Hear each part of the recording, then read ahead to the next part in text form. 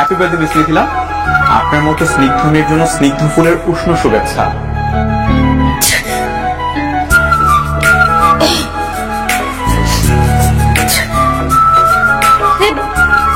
রাখেন না, দূরে রাখেন, ফুলে আমার অ্যালার্জি। ও সো সরি, আমি জানতাম না, আমি এক্সট্রিমলি সরি। আপনি আমার দিনটাই খারাপ করে দিলেন। এই যে আমার তরফ থেকে একটা স্পেশাল উপহার, 100 টাকা। এটা কিন্তু জানো তো না, 100 টাকা না, এই টাকাটার মধ্যে একটা বিশেষত্ব আছে। কি বিশেষত্ব আছে? How cute! এই টাকার নাম্বার আর আমার বার্থডে ডেট তো সেম।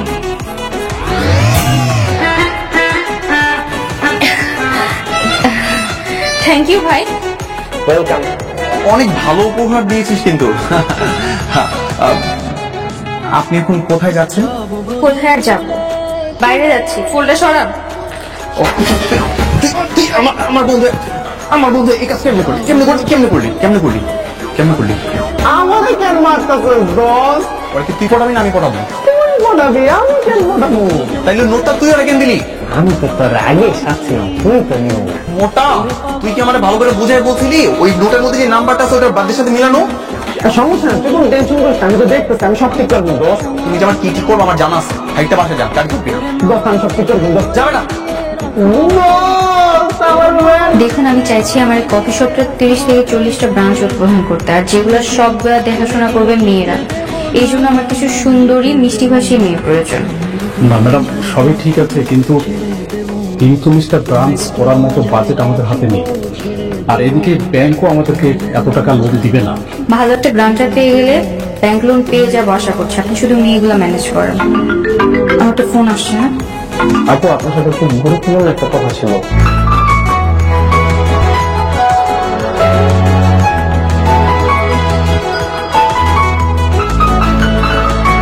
আচ্ছা ঠিক আছে, আমি দেখছি।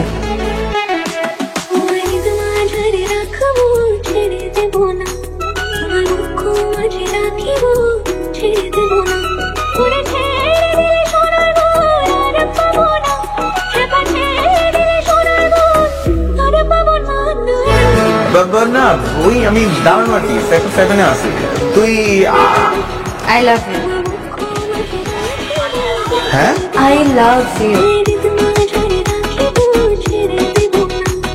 মানে কি আপনি সত্যি আমাকে I love you?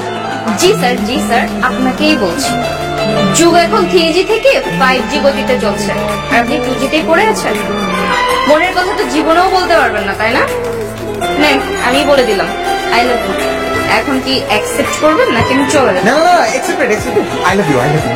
I love you 1 2 3 4 5 6 7 8 infinity. আমি সত্যি অনেক বেশি সারপ্রাইজ। আপনি আমাকে প্রপোজ করলেন, আমাদের মধ্যে প্রেম হয়ে গেল। মানে কিভাবে কি হলো? আমার কাছে সবকিছু স্বপ্নের মতো মনে হচ্ছে।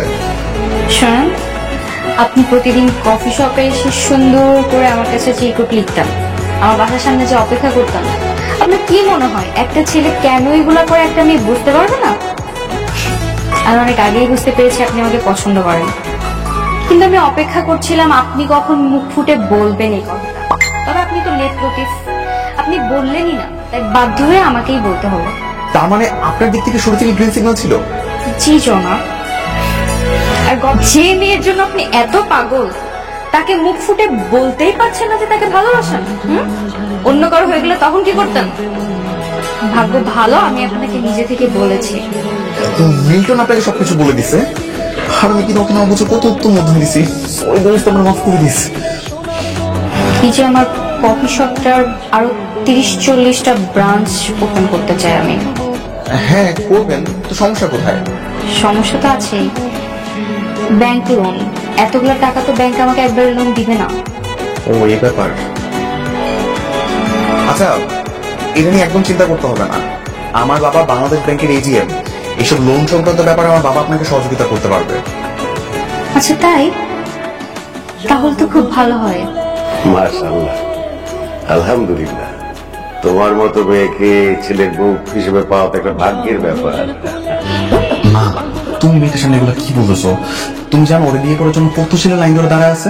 লাইন ধরে তো দাঁড়িয়ে থাকবে, তোর বাবার মতো সব শয়তান পুরুষরা ওর পিছনে লাইন ধরে দাঁড়িয়ে থাকবে। আরে না মা, তুমি না ব্যাপারটা বুঝতে পারতেছো না।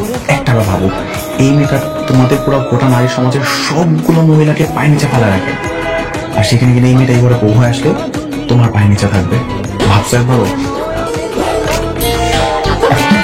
না না আঙ্কেল, আমি কিছু মনে করিনি।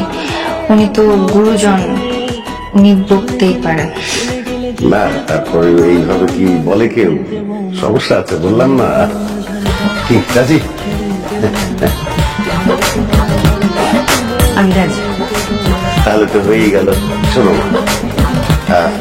তোমার বাবা মার সঙ্গে আমি খুব শীঘ্রই দেখা করব এবং তোমাদের বিয়ের বিষয়টা যত তাড়াতাড়ি সম্ভব ফাইনাল করে ফেলবো। আরে কি করতেছো এগুলো তুমি? আরে কি শুরু করলে এগুলো তুমি? এরকম ভাবে কেন রাগ দেখাচ্ছ? এই সংসারে কি আমার কথা কোনো দাম? একদম চুপ, একটা কথা বলবা না। এই সংসার আমার মতো চলবে, তোমার কথাতে না, বুঝতে পারছো? বাহ মিথিলা বাহ, কফি শপে আমি তোমার স্পিচ শুনে প্রেমে পড়েছিলাম, তোমাকে বিয়ে করেছিলাম এই দিন দেখার জন্য, এই রূপ দেখার জন্য। একটা মানুষের দুইটা রূপ কি করে হইতে পারে? এটা রূপ না, এটা আমার আসল রূপ। যেটা দেখতেছো এইটাই আমি। আর কফি শপে যেটা দেখো ওইটা আমার বিজনেস পারপাসে। বিজনেসের জায়গায় বিজনেস আর সংসারের জায়গায় সংসার। বিজনেসের সাথে সংসার মিলাবো না, খবরদার। তার মানে কি এই সংসারে পুরুষ মানুষের কোনো ভ্যালু নাই? না নাই, তুমি ইনকাম করবা, সংসার কন্ট্রিবিউট করবা, শেষ। সংসার সামলাই কি আমি? সারাদিন কামলা খাটবো আমি, ঘর সামলাবো আমি, আর তুমি এসে আমার সাথে মাপপারি করবা? এটা চলবে না। আমার মতো করে, আমার মত মতো যদি সংসার না চলে তাহলে কিন্তু আমি তুফান তুলে দেবো, বলে দিলাম।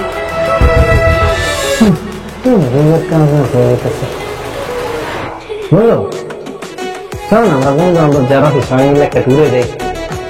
আর টুর পায়ে শিকল করে ঘরে বসে আছে, বুঝছোস? সন্ধ্যা 6টা পর যদি বাড়িতে ঢুকি তাহলে কাঠ করে গিয়ে দাঁড়ানো লাগে। আমি দিব টুর।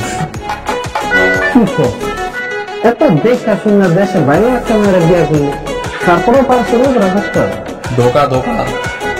সেই স্টলে দাঁড়াতে সবার সামনে বলে পুরুষ মানুষের মন খারাপ থাকে এটা করা লাগে, পুরুষ মানুষের মন নরম, পুরুষ মানুষের একটাই চাহিদা কি মানসিক শান্তি। এগুলো খালি সবাই শোনানোর জন্য বলে। পুরো দেশের আইডল হয়ে দাঁড়াইছে, আর এখানে আমার ঘরের ভিতরে অশান্তি।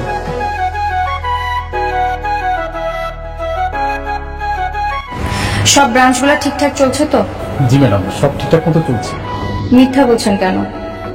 মতিঝিল ব্রাঞ্চটা যে ঠিকঠাক চলছে না, কাস্টমার নেই, এটা তো আমি শুনেছি। ম্যাডাম আসলে হয়েছে কি, ওই ব্রাঞ্চটা একটু সমস্যা হচ্ছে। ওই ব্রাঞ্চে কোনো সমস্যা না, সমস্যা ওই ব্রাঞ্চ পরিচালনাকারী মেয়েটার। ওকে, আসুন।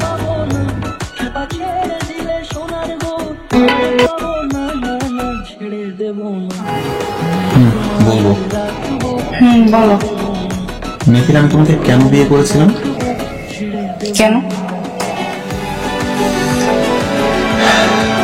মানসিক শান্তির জন্য। তো তোমার মানসিক শান্তিটা কিভাবে আসবে শুনি? ঘর মুছলে, কাপড় কাচলে, থালা বাসন ধুলে, তোমার কোথায় উঠলে বসলে? শোনো, তুমিও ইনকাম করো, আমি, তো আমাকে ডমিনেট করার চেষ্টা করবে না।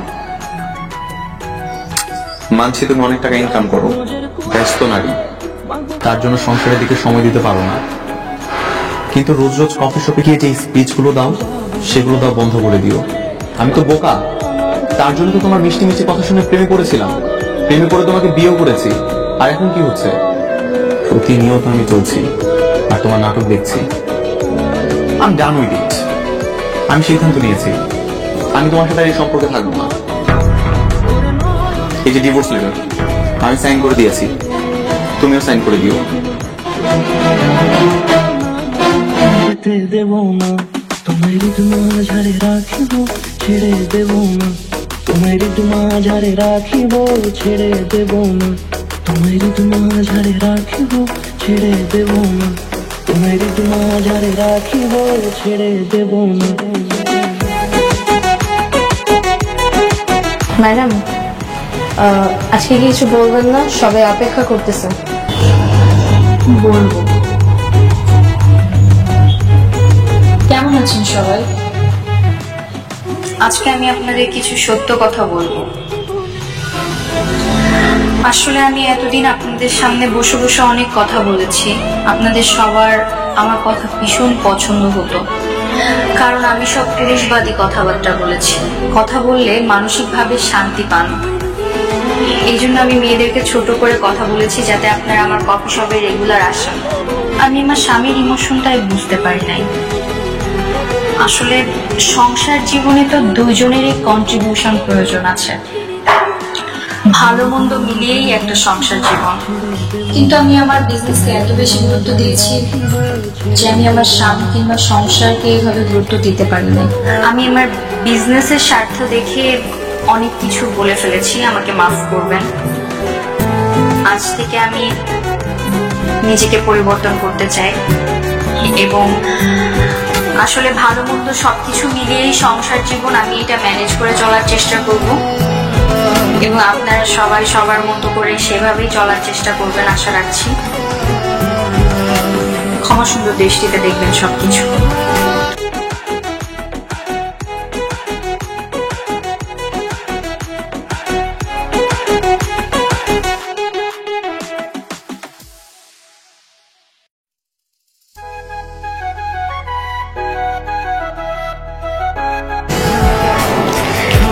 এগুলা কি আমার জন্য? না, এগুলো আমার ফিউচার বউর জন্য। তাছাড়া তোমাকে তো আমি ডিভোর্সই দিয়ে দিচ্ছি।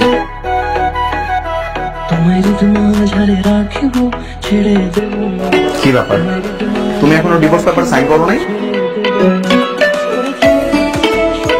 তুমি কি সত্যি সত্যি আমাকে ডিভোর্স দিবা?